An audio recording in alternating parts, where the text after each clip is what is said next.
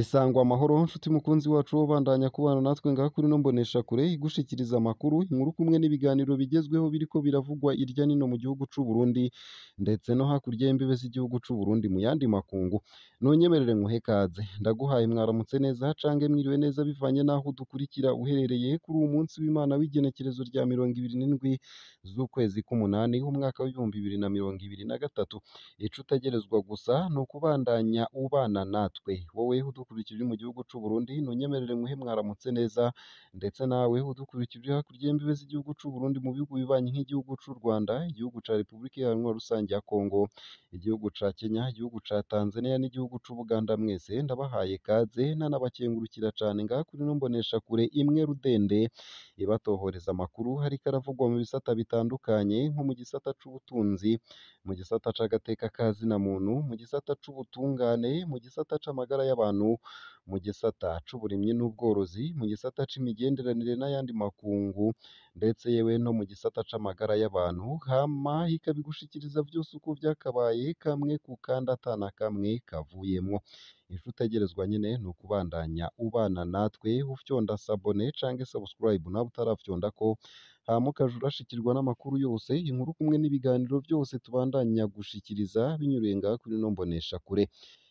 Eric Niyonzima w'imyaka 23 yarakubiswe cane amahiri n'abakozi bakora mu mirima ya Deo Guide Rurema yahora ari umushikiranganji w'u Burundi hajejwe uburimyi n'ubworozi. Kubw'amasoko yaho muri ako karere uwo yakorewe iryo bara yiketsweko hari umusuma. Ivyo vyabereye ku mutumba Myugariro muri komine Muruta y'intara ya Kayanza mu buraruko bw'u Burundi kuri uwu wa kabiri. Igipolisi cemeza ayo makuru kikavuga ko 3 mu bikekwa bahagaritswe. Ni inkuru itari nziza kandi inababaje cane rwose. Nayo kandi hari umupolisi yarashe mu murwi w'abantu yica umugabo, aho ni mu ntara ya Kirundo. Jean Ndayiragije yugururiye umuriro ku banyagihugu bariko baragerageza kumubuza gutwara abanyarwanda 4 ku kirindiro c'igipolisi bari baje ku butaka bw'u Burundi baciye mu Kinywabi. Ivyo vyabereye ku gacimbiri c'Imbogo ku mutumba Gatete muri zone Gatare muri komine Busoni yo mu ntara ya Kirundo mu buraruko bw'u Burundi. Uwo yishwe ni Hermenegilde Manariyo w'imyaka ishika 40. Nk'uko bitomorwa n'amasoko yacu, abo banyarwanda 4 binjiye ku butaka bw'u Burundi baciye mu Kinywabi, bafatiwe ku mutumba wa Gatete n'umupolisi ariko arimenyereza. Uwo mupolisi yaraboshe abo bagabo 4 aca agomba kubajana ku kirindiro c'igipolisi. Abanyagihugu bahari baciye bamuzibira baragerageza kubuza uwo mupolisi gutwara abo banyarwanda. Haciye haduka akajagari mu gihe uwo mupolisi yari umwe. Uwo mupolisi yararashe aca agema umwe mu banyagihugu yari muri uwo murwi w'abantu benshi. Uwo yishwe ni Hermenegilde Manariyo, umugabo w'imyaka 46, akaba se w'abana 8. Yaciye acikanira aho nyene. Abo banyagihugu bo muri zone Gatete baragomvye kwihanira mu kwica uwo mupolisi. Abandi bapolisi bumvise inkoho zivuga baciye banyaruka gutabara uwo mupolisi. Hagati aho abo banyarwanda 4 baciye baboneraho guhunga baboshe. Amasoko atandukanye kuri uwo mutumba akaba avuga ko abo banyarwanda bashoboye gusubira mu gihugu cabo. Uwo mupolisi yarashe yaciye ahagarikwa hajanwa mu gasho ka komine Busoni. Bukeye bwaho yaciye arungikwa mu gasho k'Inyamiramabi ka Kirundo aho arindiriye gucirirwa urubanza rw'ikibiriraho. N'amakuru hatari meza nyene hariko aravurwa irya nino mu gihugu c'u Burundi. Nayo mbandanije na ya nkuru nari nkunanguye nkugeza ko mu ntango zano makuru nuko imuruta hishwe umuntu. Eric Niyonzima w'imyaka 23 yarakubiswe cane amahiri n'abakozi bakora mu mirima ya Deo Guide Rurema. Uwo yahoze ari umushikiranganji w'u Burundi ajejwe uburimyi n'ubworozi. Kubw'amasoko yaho muri ako karere uwo yakorewe iryo bara yiketswe ko ari umusuma.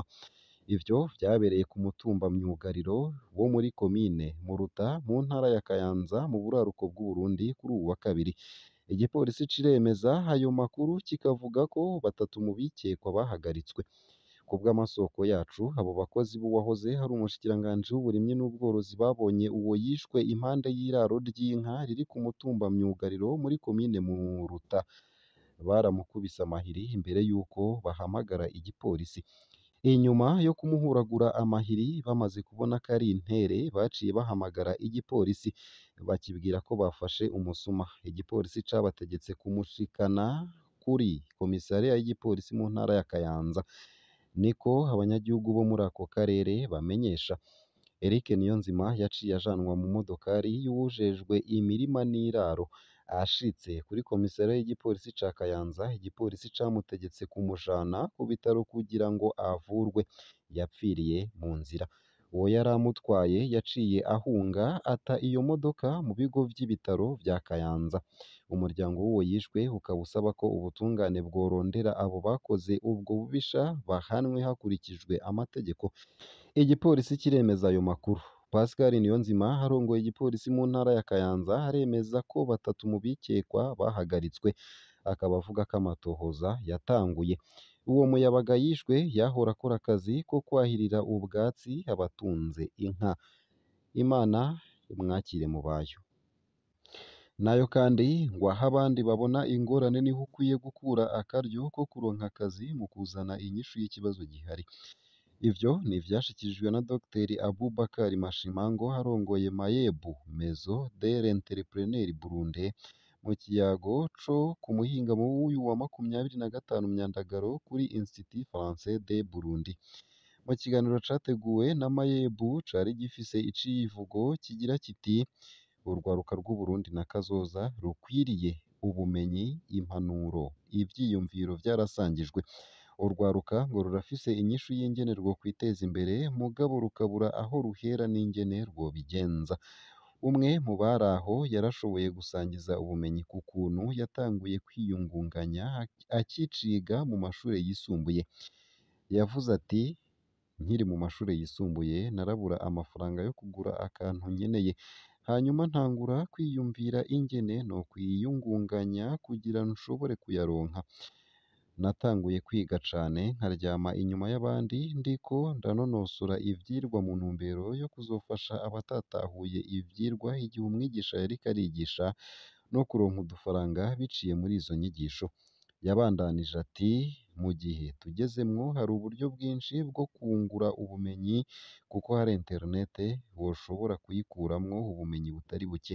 Rero rwaruka ni kubikora mu gihe mukibifitiye umwanya. Mureke guta umwanya mu bitagira akamaro. Uwundi mu bari aho yavuze ati urwaruka rwinshi ntirushaka gukora ubuzi buto buto kuko bwiyumvira ko buzokoresha impamyabushobozi zabwo mu kuronka akazi. Rukwiye guhindura ivyiyumviro rukamenya ko akazi kose gatanga amafaranga hari akazi gashobora kugukura mu bukene mu gihe ukuye amaboko mu mpuzu. Dr Aboubakar Mashimango yarangije avuga ko Mayebu ihari ku bafise uburyo ariko batazi ingene bokwitunganya mu gukora imigambi yabo n'abakeneye guhindura ivyiyumviro vyabo kugira bashobore kwiteza imbere. Nayo kandi ngo nka hamwe yoronka imashini zikwiye ngo ivyo yahora akora mu minsi indwi yobimara mu minsi 3 gusa. Uwo ni umubaji Ahishakiye Tharcisse ahora akorera uwo mwuga imishiha mu ntara ya Cankuzo. Uko vyatanguye hari mu mwaka w'ibihumbi 2012 aho yiga imyaka 2 maze mu mwaka w'ibihumbi 2014 aronse urupapuro certificat rwemeza ko yize umwuga wo kubaza ntiyabigumanye muhira. Nyabuna yaciye atangura gukorera abandi yegeranya agatahe k'ibihumbi 150 by'amafaranga y'amarundi gushikaho mu mwaka w'ibihumbi 2020 atangura gukora ivyiwe. Amaze kuja mu vyiwe yahora ari wenyene ariko abakiriya bagiye baragwira baba benshi niko gutangura gutanga akazi ku bandi bakozi. Maze kwigisha 3 hari abandi 2 dukorana baza baraza iyo akazi karwiriye. Kwa Tharcisse rero aho mwumva igikenewe cose co kubaza baragikora kandi imishiha ngo isoko iraboneka. Ariko nta vyera ngo de, hari intambamyi bafise zibabangamiye mu kazi kabo.